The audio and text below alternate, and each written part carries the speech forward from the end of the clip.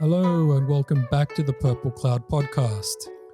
And today we have a discussion with a guest I've been wanting to talk to for quite some time, Taiwanese academic Chen Hsiu Fen. And the reason I've been wanting to talk to her is a lot of what she writes about and her interests overlap a lot with mine. She has written extensively on the Yangsheng or Nourishing life culture in Ming dynasty China, including the Gao Lian or guiding and leading exercises, which somewhat overlap with modern Qigong exercises. And she's also delved in quite deeply into psychological or emotional type disorders and therapies in the Chinese medical tradition, including things like talking cures, dream interpretations, and elements of demonology or spiritual healings, which in my experience are all elements of Chinese medical history that often get relegated to the side and somewhat ignored. So I was very, very happy to be able to speak to Professor Chen, who has devoted a lot of her time to understanding these elements of Chinese medical history in great detail. And before we get into the interview, I'd like to give a notice to the listeners of the podcast. If you like the content of the podcast, we now have a YouTube channel where we have many interviews with people in China, Chinese medical practitioners, martial artists, academics, Taoist and Buddhist practitioners, many of whom can't speak the English language. So we've taken the time to interview them and translate the content using subtitles from Chinese into English. So if you like the content of the podcast, please take the time out to subscribe to us on YouTube at Purple Cloud TV. So without further ado, let's get into the interview with Chen Hsiu Fen.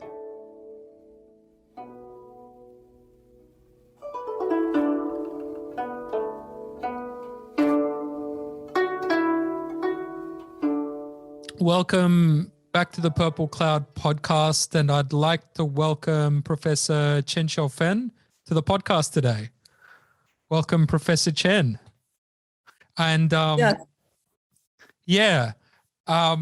been a fan of your writings for a number of years now, and I think you write about a number of topics that a lot of people, especially practitioners of Chinese medicine, don't know a lot about. I'm curious how especially the Yangsheng areas, things like, which is the Nourishing life traditions and the Gao Lian exercises. I'm curious how you got interested in these sorts of areas and what drew you to them.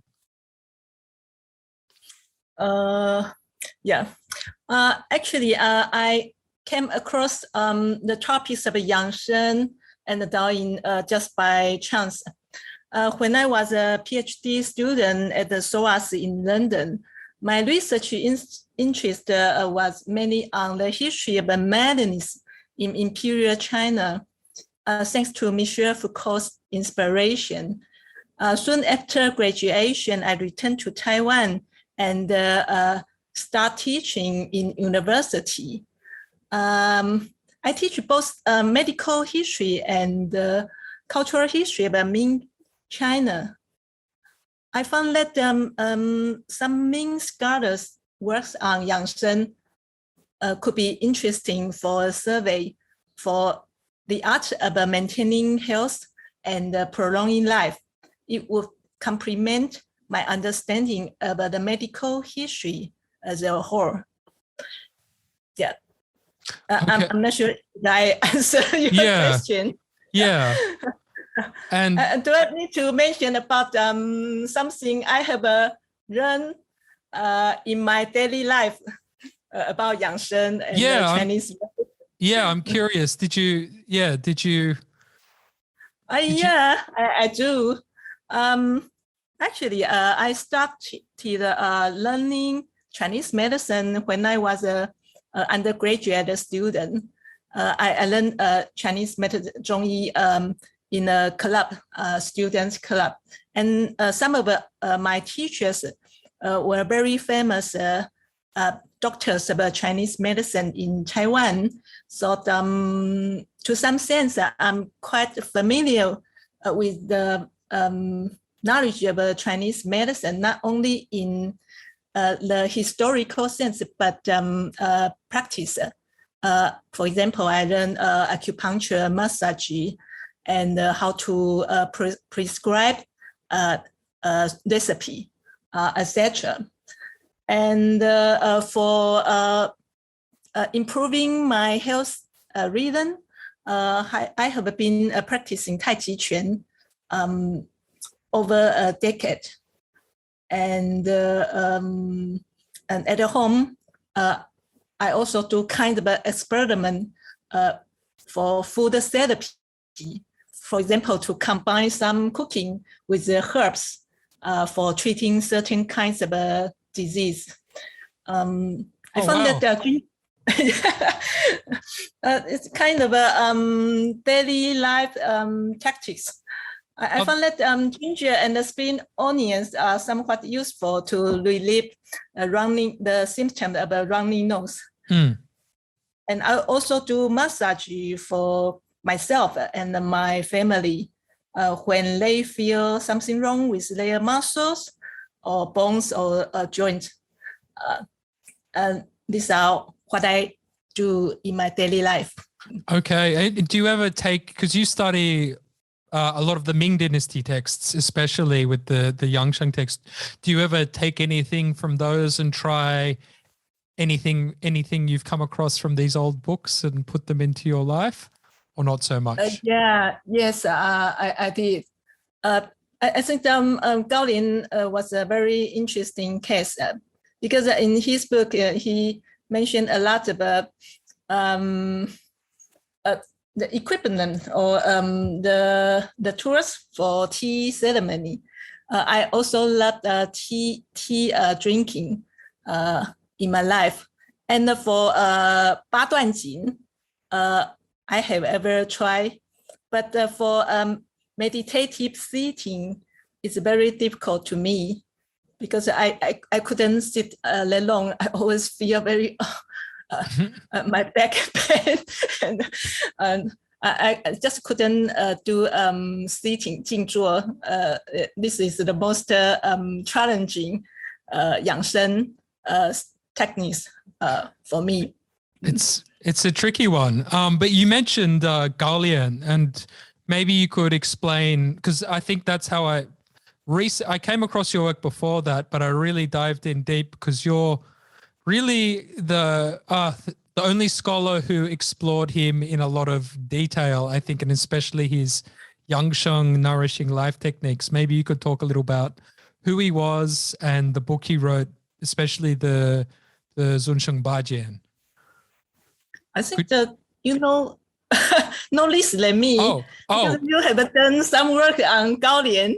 I have, but for the listeners out there, and you've done more. I guarantee you've done more. I think Gao Lian is an interesting case in Ming history because scholars like him, we can find a lot of scholars. The so-called unsuccessful scholar who had failed in civil service examinations in Ming China, because in the late Ming, I think the population was rather high, and the competition in exam it's a very I think it's very competitive for people to pass the exam and become scholars. But at the time, for most men, they would, I think, to become an official and serving the country was a common idea for most of the men. So they had studied for the exam since childhood. And unfortunately, Gao Lian, despite that he had a very wealthy family, he couldn't pass the exam. So later he returned to his hometown in Hangzhou and lived as a recluse in Shi. How to say? Oh, recluse. Yes. Recluse near Western Lake, Xihu, and started writing his Zunsheng Bajian. This work is very interesting, not only because he had incorporated many elements and the contents from the Yangshan books in previous ages, but also because Gao had bringing many new ideas about the Yangshan, which were prevalent in his times. And the most astonishing content to me is he mentioned about inkstone, stamp, and calligraphy, tea ceremony, and even traveling kits in his book.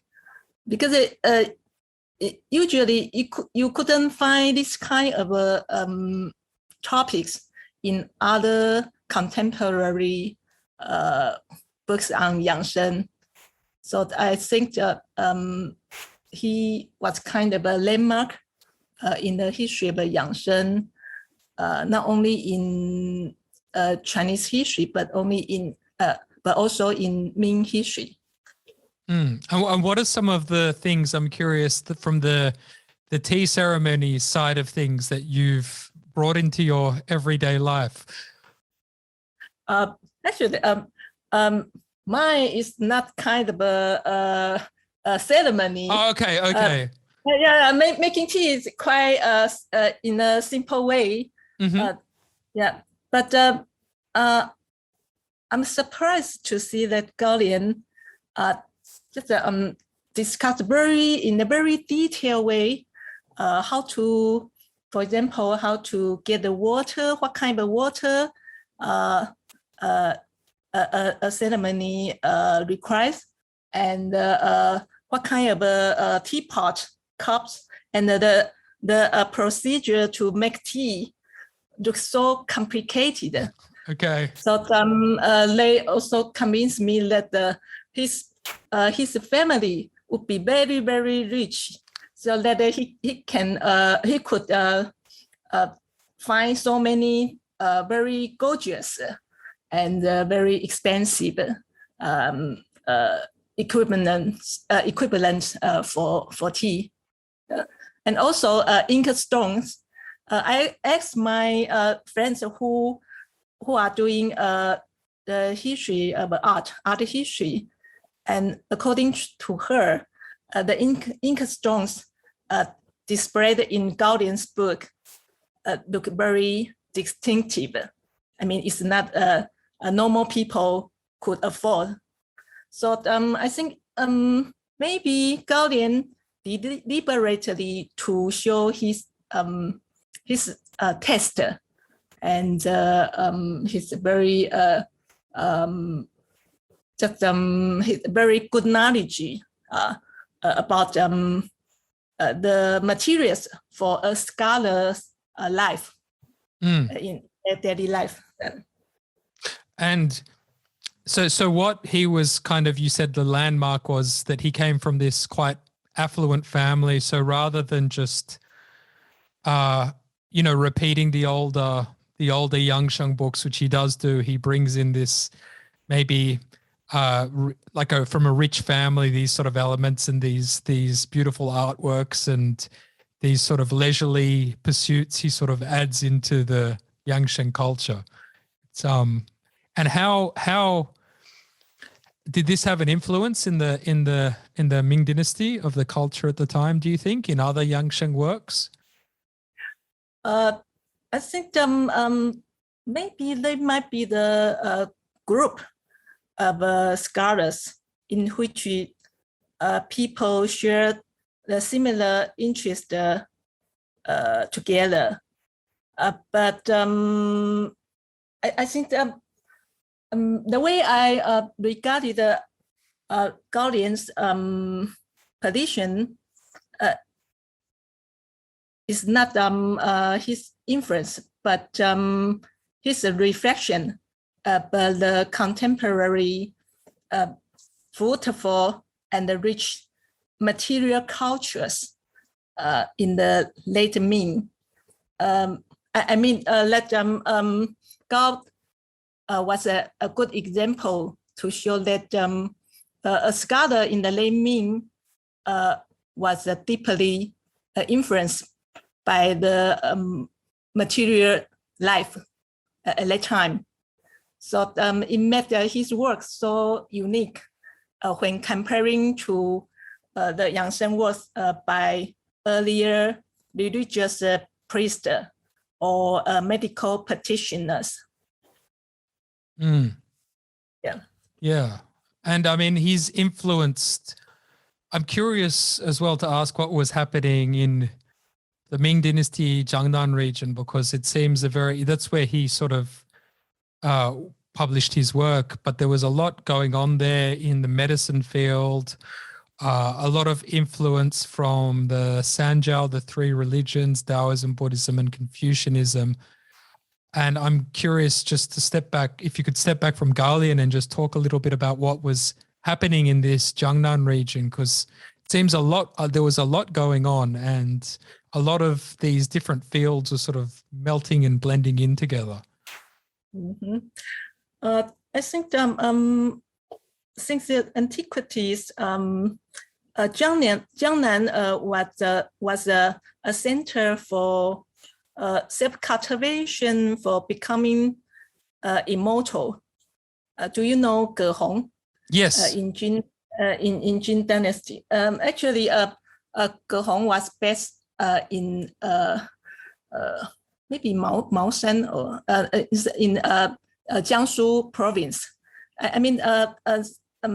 There was a tradition for pursuit for becoming immortal in Jiangnan. But I think in the later historical development of Jiangnan, people often emphasize its importance in political, economic, and cultural developments. Jiangnan, for some centuries, Jiangnan was the capital for many dynasties. And for economic aspect, Jiangnan was usually the richest region in the whole China. So because especially in the lower region of Yangtze River, the so-called rice productive area, it nurtures so many people. So the population there was very, intensive. So that many talented people live there, and also scholars. Jiangnan as a cultural and economic center, it attracted so many scholars and intellectuals living together. And so it nurtured the very specific parts of the Yangshan cultures. For those scholars, I think that in their life, they are not only to be a good gentleman in a Confucian idea, but also they show, I think in my view, they are kind of a Renaissance men. They were interested in a very broad range of natural and cultural knowledge. So this kind of a trend was not beginning from Ming, but Song dynasty. especially Southern Song, because Southern Song, the capital was in Hangzhou, and in the Ming, early Ming, the capital was in Nanjing. So I think the political situation also allowed people to live there and maybe develop their interest in very kinds of knowledge, and Yangshan was a part of it. Yeah, right. And so it was a metropolis, a cultural center, but also an agricultural center, which allowed people to earn a lot of money and this kind of thing as well. So, yeah, there's really a lot going on there. And a bit allowed. Yes. Yeah. Yeah. One thing I would address was that in the Ming, the salt merchants were very rich because selling salt was kind of a monopoly. I mean, without a license, people were not allowed to sell salt. So in Ming Empire, there were many very rich, super rich salt merchants moved to Yangzhou and some cities in Jiangnan. So they also brought wealth and to that region. So it helped to make the cultural activities there more flourishing, especially in the 16th and the early 17th century. And from memory, Gao Lian's father was some sort of merchant, wasn't he? They sold some sort of agricultural products. Is that right? I can't remember. I couldn't remember either. Me neither. But yeah, maybe I'm not sure agriculture or commercial. Could have been commercial. Yeah. Commercial. So that's what his father bought an official title from the government. And Gao Lian would do the same, but later his father passed away, so he returned home and the dynasty in Beijing to serve for the government. Yeah, and just to change topics a little bit, because like I said, I like a lot of your work, and you have a number of different areas, but I find them all really fascinating.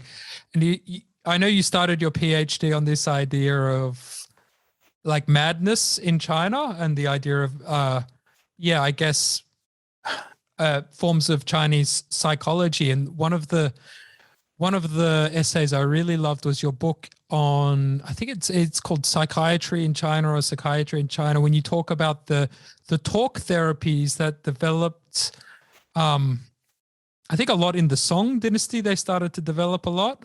But it's the maybe you could talk, but it's like emotional therapies and talking cures, I think is what you call it, and how doctors would elicit these emotions and these very strong emotions in their patients and use the emotions to be able to cure certain illnesses. I found this is something not that many people, I think, know about in the history of Chinese medicine, but it's pretty amazing. And your essay has a number of fantastic stories. So I'm curious how you sort of discovered this and what got you interested in it. Okay, it's a long story. Because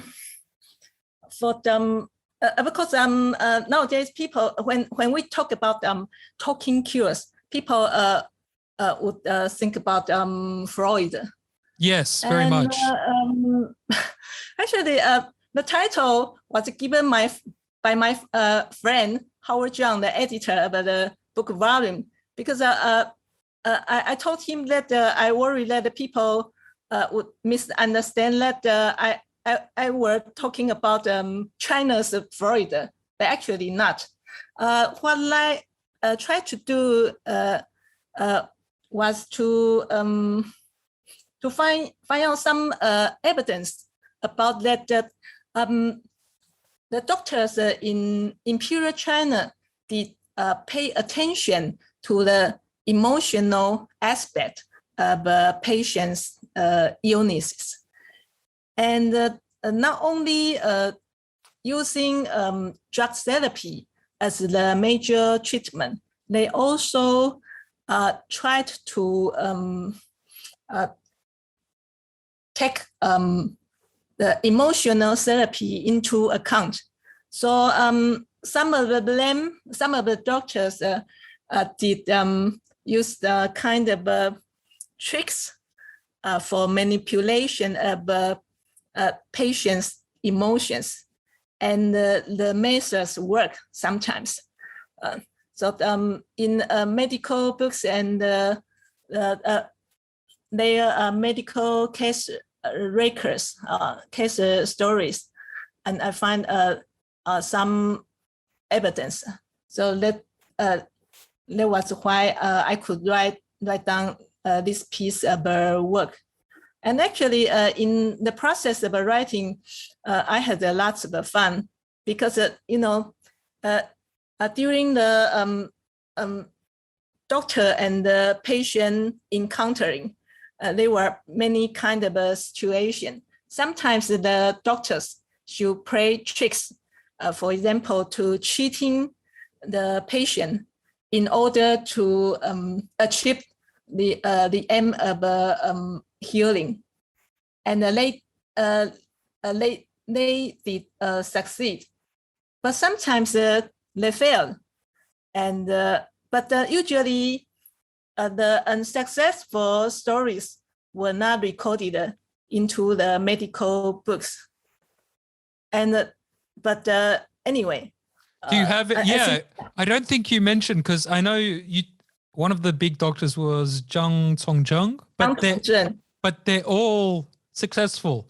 I don't think I read any of the failures. So do you have any failure stories? I'd love if you had any you came across. I don't think they made the final article. Maybe they did, and I'm forgetting. Let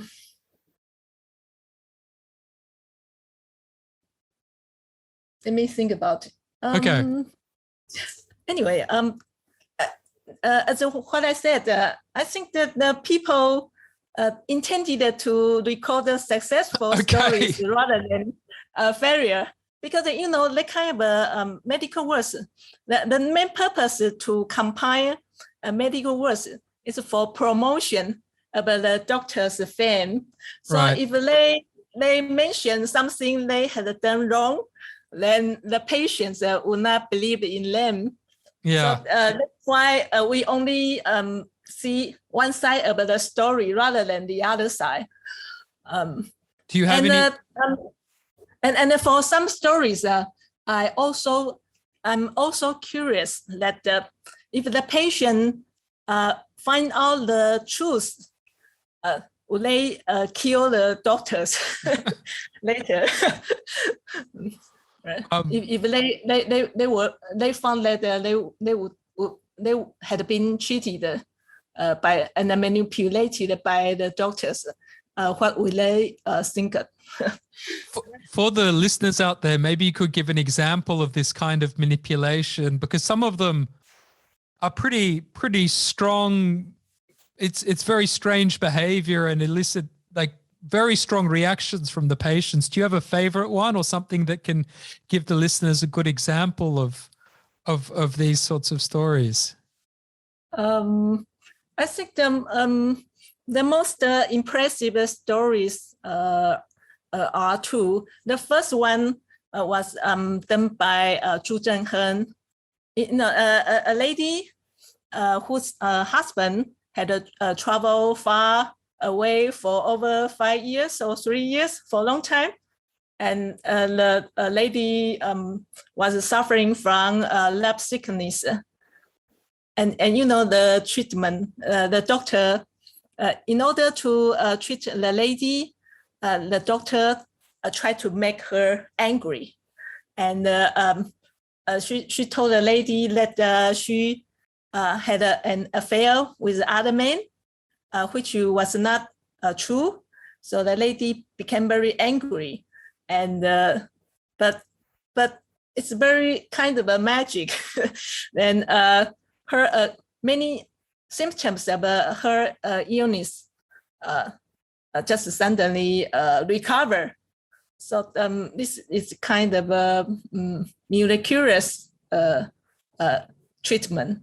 And the second story that impressed me much was an official. Since he had passed the civil service exam and becoming an official, and his father had suffered from the illness of laughing. That he couldn't stop laughing. So in the story, the son who was an official rather than a doctor, he seems had no background of medical training or knowledge, but someone told him that he should do that to try to make his father horrified of fear, worry about him. So that he asked someone to send a letter to his father, claim that he had died of an accident. So the father later turned his emotion to grief and sadness, and then suddenly his illness of laughing was cured. So these are all kinds of magical healing, but I think to me, I'm not sure if they were all true as they had been recorded, but they do mean something in the history of Chinese medicine, which show that emotional therapy did exist, although in a very different way from modern psychoanalysis or psychology. But I have to say that it's not the major way, not the mainstream. Most doctors tended to use drug, which is easier, and not involving the patient's family affairs or into their private life. To use drug, you don't have to say something or know much about the patient and their family. Just diagnosis of a person and by inquiring and a facial examination. This kind of techniques would be enough. No more into the depths of the patient's mentality or mind. And I'm curious how it fits into there's this longer tradition going back maybe thousands of years of the Zhuyo, which is the incantation. And I think you mentioned something a little bit about that in your article. I don't see much of a relationship between those two things, but I think you've said that some scholars do, and maybe you see a bit of a relationship there. I don't know.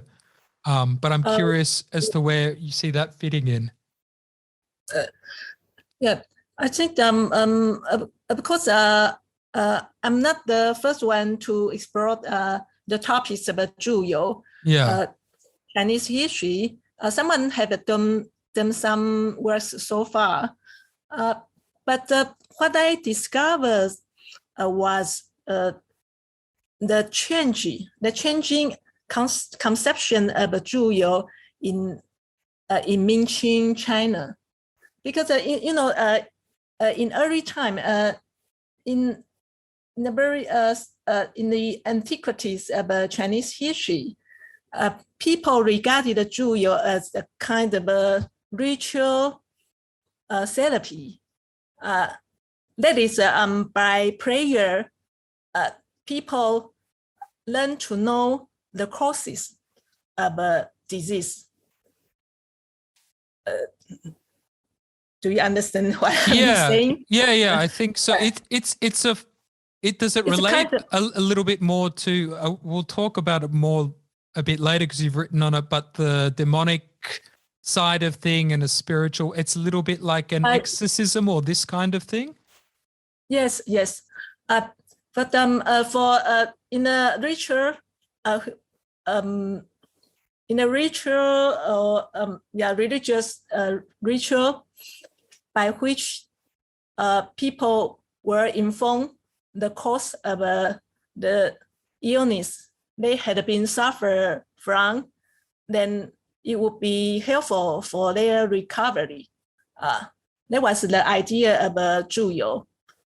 Just like in some religious ceremonies or rituals, when people who had believed that some illness had been caused by demonic influence, or their illness were labeled as demonic afflictions, then the religious rituals were often useful in their opinion. But anyway, what I'm going to say is that in early China, 祝由 was a kind of a ritual therapy. But in Ming doctors, some people reinterpreted the meaning of 祝由 because some of them try to hold a naturalistic stance to interpret that all kinds of disease were caused by natural factors or emotional factors rather than supernatural reasons. But they couldn't explain why the 黄帝内经 had recorded 祝由 so far. And also in some dynasties in Chinese history, the government had a 祝由 category for medical training, like in Sui, Tang, and the Song dynasty. We can find that 祝由 in the official medical map. But in Ming and Qing, doctors who, although they didn't believe that the gods and the deities would cause or bring about an illness, they should explain that why 祝由 was recorded and preserved in older Chinese medical tradition. So at that time, some doctors tended to propose a new way of interpreting 祝由. They said that the purpose of 祝由 was actually to explain the cause, the emotional, to explain the cause of illness to the patient. So it's for the patient's mental comfort. If the patient know what they had suffered from, then it would be helping for their recovery. So in this sense, that the doctor intended to change or to transform the 祝由 from a purely religious therapy into a proto mental or emotional therapy. That's my my explanation. So but, it's a little tricky again. They're being a little tricky again, the doctors. They're sort of... Yeah, but I'm not sure. I'm not certain that this kind of change would echo to the later development when psychology was introduced into China. I mean, did this kind of idea pave the path for the later development of Chinese psychology? I still have no clue. but I really find it interesting that the doctors' stance were changing. I mean, not only the religious part was bringing into account, but the psychological part was considered as well. Yeah, and what I find interesting as well is even though the doctors themselves were maybe tending more towards this naturalistic conception of the world, the patients still very much believe in this demonological conception of the world. These beliefs were still around, and they're around in the literature and that kind of thing. I'm wondering how they sort of coexisted together in the Ming Qing, and this idea of, you write a lot about the gui and the ghostly encounters and this kind of thing as well. I think both doctors and the patients live in a world with a combination of a naturalistic and supernaturalistic way of explanation for the so-called supernatural phenomenon. I think the meaning of a gui also changed in Ming Qing China. I think that you know that the gui means the dead ancestor. I mean, when ancestor dead died and they become ghosts. That was the original idea of a gui. But in the daily life of people, gui refers to all kinds of divine and ghosts and the demons and the spirit. And in Ming Qing China, I think that they live in a very fruitful imagination about the supernatural worlds given by the so-called Liao Zai Zhi. There are lots of ghost stories recorded into novels and Zhi Guai records about the strange, and people love to read this kind of materials. And for patients, I think the demonic affection or influence was a very convenient way to explain what they had suffered from. If the doctors couldn't find out the reason or treat them completely, then they might employ gui or demonic influence as the cause of their illness. And for doctors, I think that their stances are varied.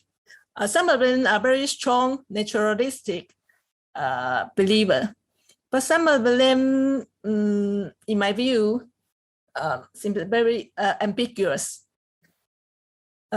Although they still believe that the natural world was governed by some deities, but if they claim that many illnesses were caused by gui, then the patient would go to spirit medium rather than doctors. So you know, their stance was kind of ambivalent. They try to persuade the patient that some of the illness can be treated by drug therapy. So there is no necessity for them to go to a temple or to priest or the spirit medium, etc. So in their medical works, I think that some of them, it's clear that they would separate different kind of illness. For example, in the 18th century, a doctor called Xu Dachun.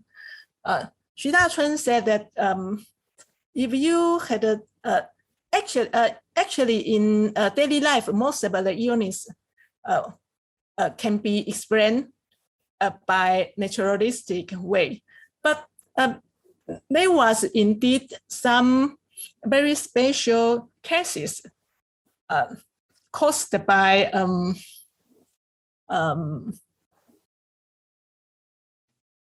distribution. It's a karmic distribution. In Buddhist, if you have done something wrong, then something bad would happen to you.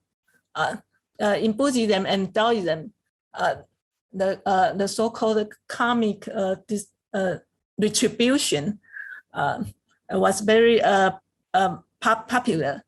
And Xu Dachun said that for some illness that the doctor couldn't heal, then the patient can go to the religious healers. So that means as a Confucian doctor, he also allowed a bit space, leave some space for religious healing. He wouldn't claim that he could cure any kind of illness in the world. So I think he was a good example to show that the multiple belief about the doctors at that time. That's really, really very interesting.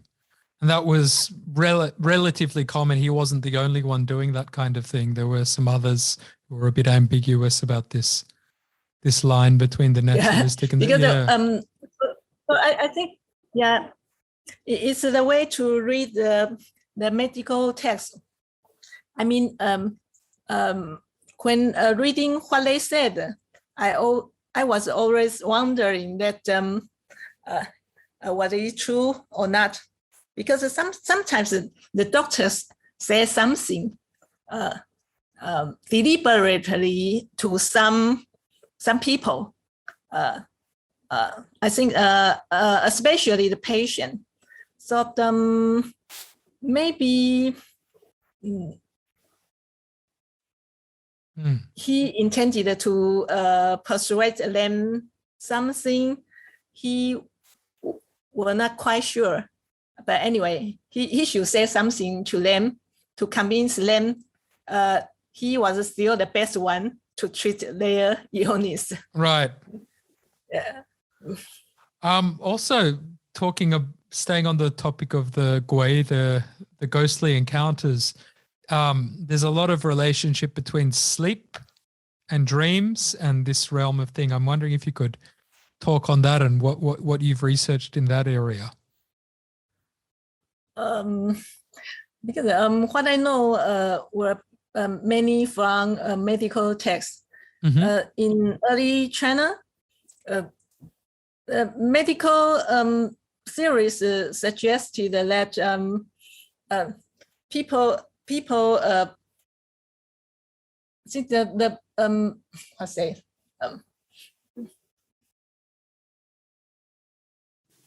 people stay in a very maybe in a vulnerable in a situation during the sleep. People were in a status or in the state that the so-called demonical or external factors would invade. So, for example, as far as I remember that in Shanghan Run or Jinhui Yao Lue, in the Han Dynasty, the doctor Zhang Zhongjing mentioned that when people were sleeping, their Hun sore and the Po sore. In early time, there were two kinds of sore. One called Hun, the other called sore. The Hun Po would free from the people and wandering outside. And so if they encounter something, Hun and Po, and the people dreaming something during sleep. But in case the Hun Po didn't return, then the people would fall into a state of status of a coma or possession or something like that. And also in Huangdi Neijing, mentioned that all kinds of dreams were caused by the stimulus, the internal environment. But anyway, to put it simply, the dream or dreaming was kind of a state in which that the people stay in a very weak condition. So that some external factors or even demonic influence will invade the people's body. So in medical texts, we could find fruitful records about dreaming of demons. So to doctors, because dreaming of demons was not a good thing, he often referred to some symptoms of illness. But in religious context, for example, in Taoism, dreaming of a deity, Shen, would be the good symbol, because the gods and the deities always have some maybe prophecy or some admonition to people or instruction to people, which is not always bad. But in medical sense, that dreaming of a demon or deities, 鬼神, would refer to kind of a illness. And because I pay attention to the history of madness and the association about madness and gender, so I found out that women's dreaming of demons were often mentioned in medical texts throughout the ages. So that's why I wrote an article about the dreaming sex with demons to discuss that how doctors perceived women's dreams and their desires in Chinese history. Yeah, and so maybe you can explain a little bit about that, like how did they perceive this, and are these sort of demonic encounters? They are quite different in between men and women as well, which is, I thought, quite fascinating. Yeah. Okay. I think the so-called dreaming of demons usually had some sexual implication, rather just the so-called demonic possession and loss of souls or Hun or Po. For women's part, I think it's interesting that some Chinese doctors in imperial times often mention that nuns, widows, and spinsters were those who likely dream about demonic possession or sexual intercourse with demons. But the explanation were very different from the early time to the later ones. I think in early China, doctors usually said that it was this kind of illness were symptoms of demonic possession. So that the precondition for dreaming sex with demon was actually the patient's bodily condition, usually deficiency of qi and xie would make their soul unsettled, and so that the demon could invade them very easily. So qi deficiency and then blood deficiency as well. And then their soul becomes, their hun and po souls become unsettled, and then the demon can come in very easily. So it's like a mixture of these two ideas of naturalistic and demonological. Okay. Yes. I think so that I think the earlier doctors tended to say that the demon cannot invade everyone. Only when people's body were kind of depleted or insufficient in qi and xie, then the demonic attack happened. So that means that everyone has a duty to look after, to take care of their body better, in a better way. But in Ming and Qing, maybe from Jin and Yuan dynasty, think certain doctors increasingly pay their attention to the emotional parts of the patient. So although the factors of qi and xie still existed in the later explanation for this kind of illness, but they also emphasize that women's dreaming sex of a demon often happen because their unsatisfied desire.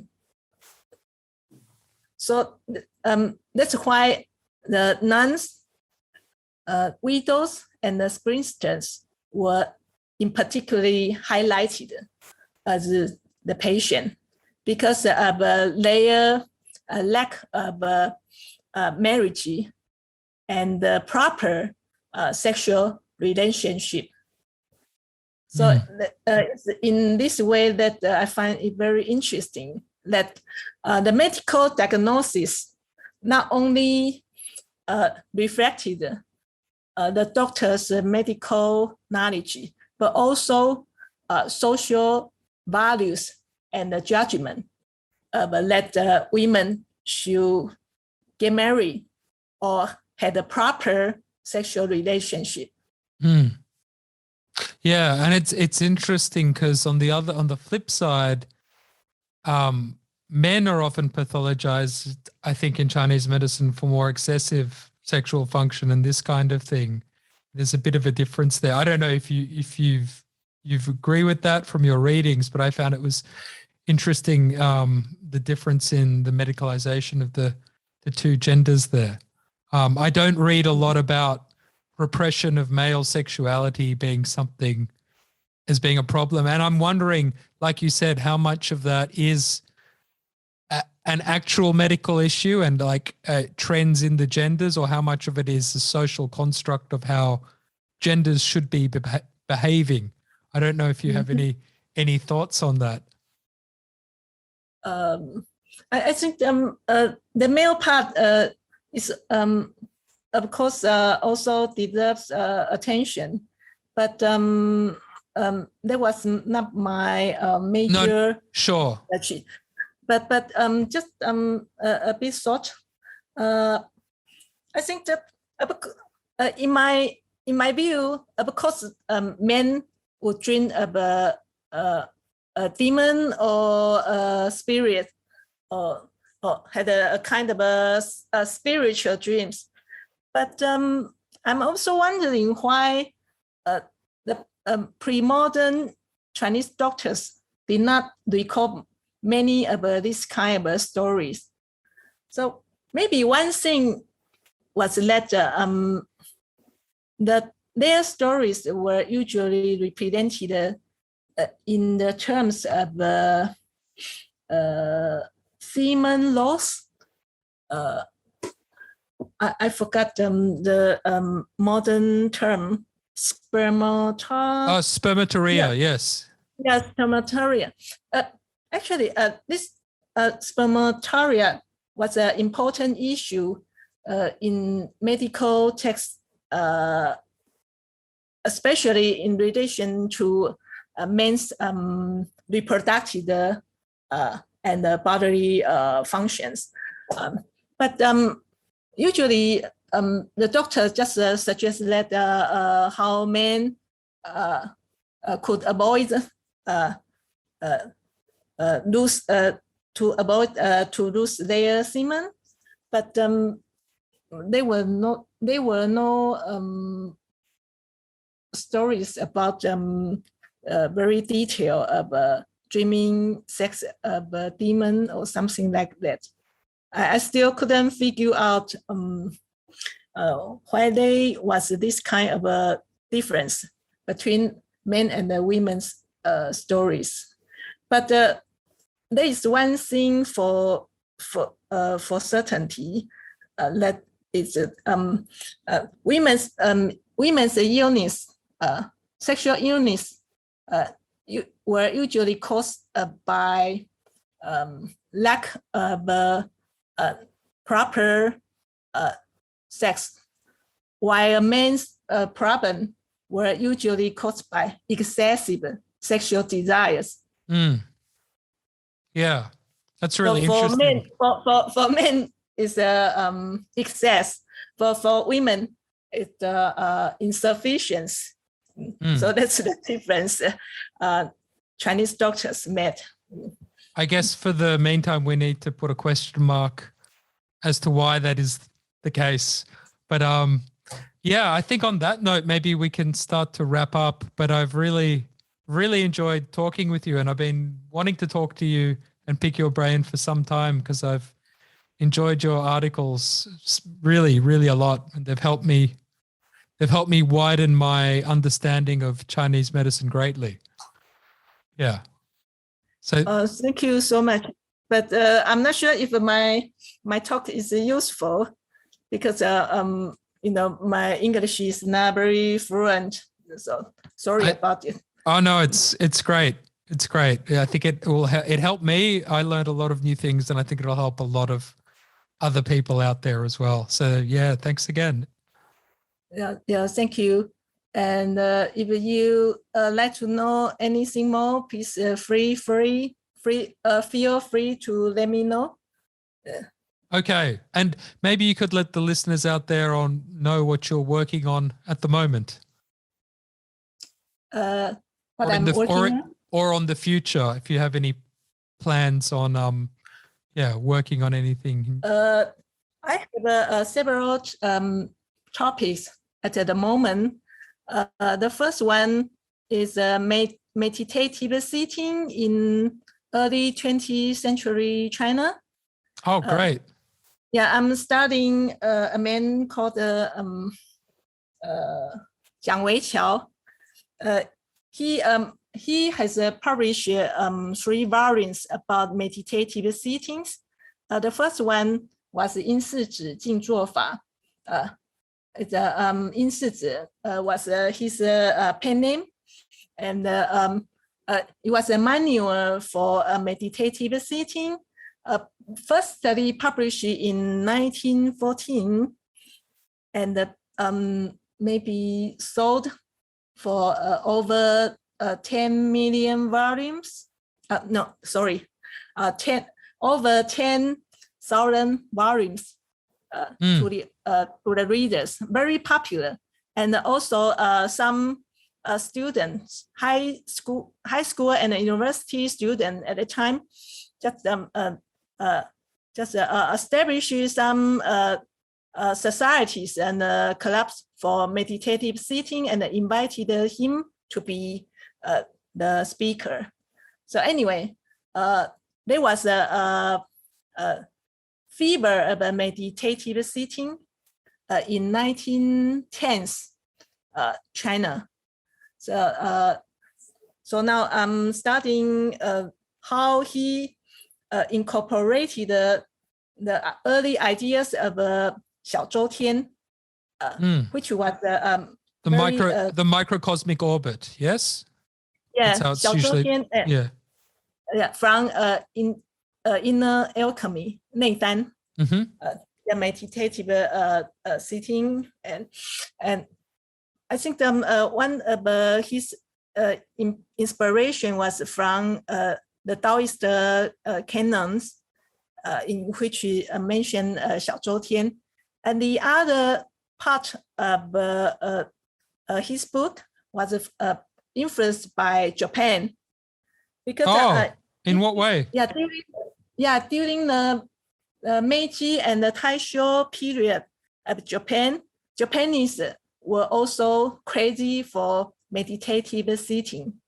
Actually, at that time, there were various kinds of self-healing techniques from the Western countries and also from the older traditions in China and in Japan. So some of the masters, religious masters in Japan,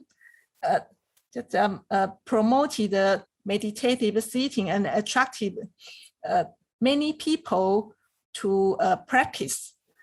And that kind of fever also influenced Jiang Weiqiao and his contemporaries in 1910s. So I'm discovering how the meditative sitting, the techniques, was influenced by the transnational context.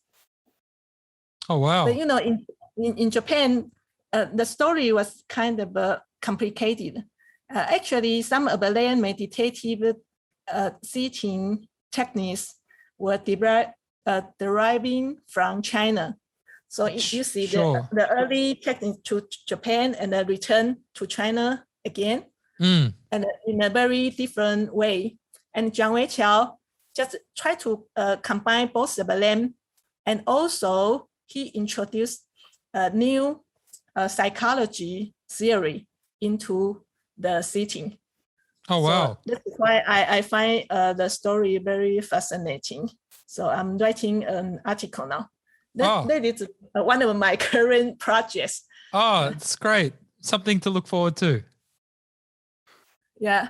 And the second one is material cultures by the placenta. Okay. The placenta. Because I wrote an article on 本草纲目 in Ming, China, in which I discussed that for a long time, Chinese people use the human body parts as drugs in their daily life and for medical purpose. And the placenta used to be very popular in women's treatment. Sure. And also for beauty and for longevity and blah, blah, blah. So that's the second topic I'm working on. The placenta as a drug, as a food, and as a dirt. Because nowadays, some people still feel that the placenta is very dirty and we shouldn't eat the placenta. But still in the black market, the placenta is kind of popular. So now I heard that some women will eat their own placenta after childbirth. Oh, it's quite popular in the West, I think, as well as China. Really? Yeah. Not so popular in Taiwan. Still, some people think that it's a dirty stuff and should be disposed in the hospitals. Yeah. It's really interesting. I look forward to reading all that. Thank you. All right. Well, thanks again for your time today. Thank you for your invitation.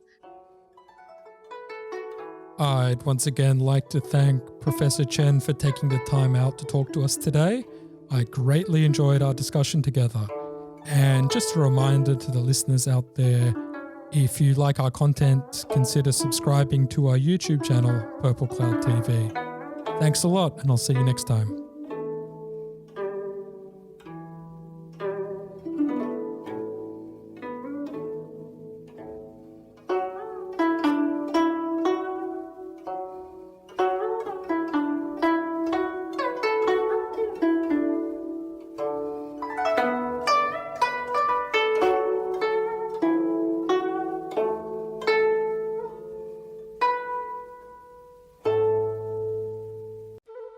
If you enjoyed this video, please like and subscribe.